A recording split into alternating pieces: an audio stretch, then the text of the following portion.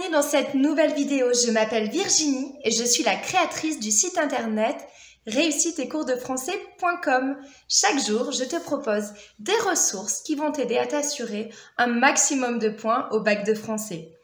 Alors aujourd'hui, nous allons voir ensemble comment réaliser l'introduction et la conclusion de l'oral de français, de l'épreuve orale de français.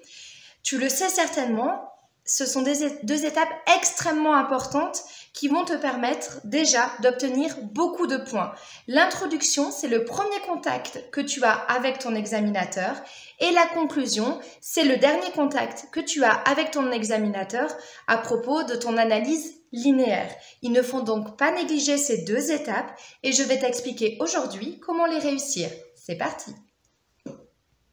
Alors, l'introduction, dans un premier temps, doit contenir différentes étapes. La première étape, c'est la présentation de l'auteur, de son œuvre, du siècle dans lequel cette œuvre est parue.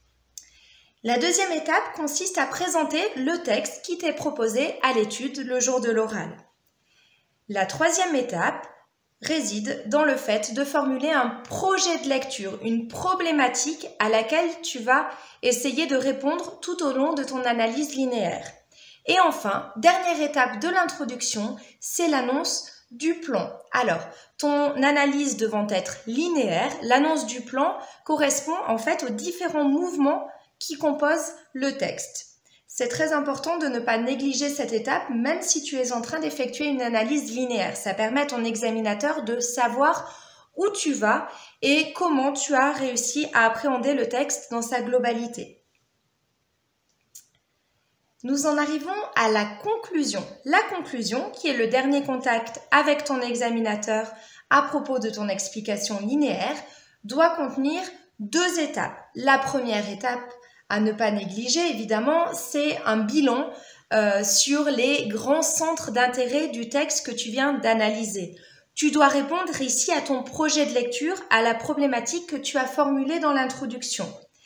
La deuxième étape, c'est l'ouverture. Tu dois ouvrir à la fin de ta conclusion. Tu peux ouvrir sur une comparaison avec les autres textes du groupement de textes auquel appartenait le texte que tu viens d'étudier. Tu peux ouvrir sur un autre passage de l'œuvre intégrale auquel appartient le texte que tu viens d'analyser. Tu peux également ouvrir sur un document complémentaire. Ça peut être une image, ça peut être une lecture cursive concernant l'objet d'étude auquel appartient le texte dont tu viens d'effectuer l'analyse linéaire. Pour te permettre de comprendre concrètement à quoi ressemble une bonne introduction et une bonne conclusion le jour de l'oral du bac, je vais te proposer une introduction sur la scène de rencontre du Rouge et le Noir de Stendhal écrit en 1830 entre Julien Sorel et Madame de Rênal. Je te mets le texte juste ici. Commençons tout de suite avec l'introduction. L'introduction doit commencer par la présentation de l'auteur et de l'œuvre, je te l'ai dit tout à l'heure. Voici une phrase d'introduction. Le Rouge et le Noir de Stendhal, en 1830, est un roman à la fois romantique et réaliste, qui raconte le parcours initiatique d'un héros nommé Julien Sorel. Ça suffit pour la présentation de l'œuvre. Nous en arrivons ensuite à la présentation du texte. L'extrait qui nous est proposé à l'étude est une scène de rencontre, l'une des plus célèbres de la littérature, entre Julien Sorel et Madame de Rênal. Julien est le fils d'un charpentier de Verrières, petite ville de Franche-Comté. Il s'entend mal avec son père, qui apprécie peu sa faiblesse physique et son goût pour les activités intellectuelles comme la lecture. Quant à Madame de Rênal, elle est l'épouse un peu délaissée d'un notable de la ville. Elle cherche un précepteur pour ses enfants qu'elle adore et appréhende que celui-ci ne soit excessivement sévère. Julien, qui a obtenu ce poste, se dirige vers la maison de Madame de Rênal. Lui aussi appréhende cette rencontre avec cette femme qu'il imagine imposante et désagréable. Nous en arrivons au projet de lecture. Dans cette analyse linéaire, nous allons mettre en lumière comment le romancier ébauche la description de la nature des relations qui vont bientôt unir les personnages, notamment les sentiments maternels de Madame de Rênal. Enfin, dernière étape de l'introduction, il s'agit de l'annonce du plan du texte. La scène est caractéristique de la démarche de Stendhal. Celui-ci fait alterner les différents points de vue. La scène est d'abord vue par le regard de Madame de Rênal jusqu'au dialogue. Voulez-vous ici mon enfant? Puis, celui de Julien prend le relais, qu'il essuyait de son mieux. La fin de la scène voit les deux points de vue s'alterner pour s'achever sur le dialogue intérieur de l'héroïne. J'ai terminé ici mon introduction pour l'oral concernant cette scène de rencontre entre Julien Sorel et Madame de Rênal. À présent, nous en arrivons à la conclusion. En conclusion, on peut lire cette scène à deux niveaux. Simple rencontre entre un précepteur et la mère des enfants à éduquer. Rencontre aussi de deux êtres destinés à s'aimer avec dans les sentiments beaucoup de subtilité. Les limites entre l'amour maternel et l'amour tout court sont parfois incertaines. La scène est également très révélatrice de la technique stendhalienne, des phrases courtes, analytiques, très concises où tous les mots comptent.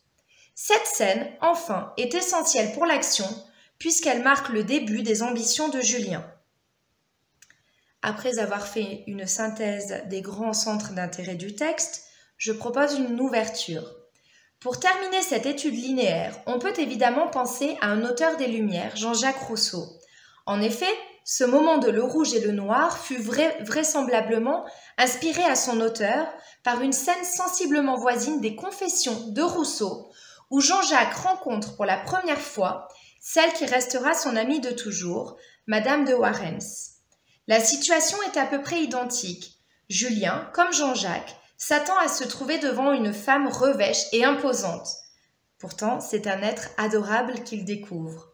Stendhal ajoute à cela la surprise éprouvée également par le second protagoniste de la scène, la femme, que l'on n'a évidemment pas dans le récit autobiographique que sont les Confessions.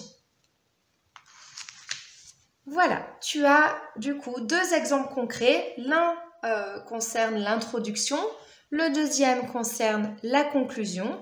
J'espère que ce tuto méthodologie t'aura éclairé un petit peu pour saisir ce que l'on attend de toi le jour de l'oral de français. Cette vidéo est à présent terminée, j'espère qu'elle t'a plu.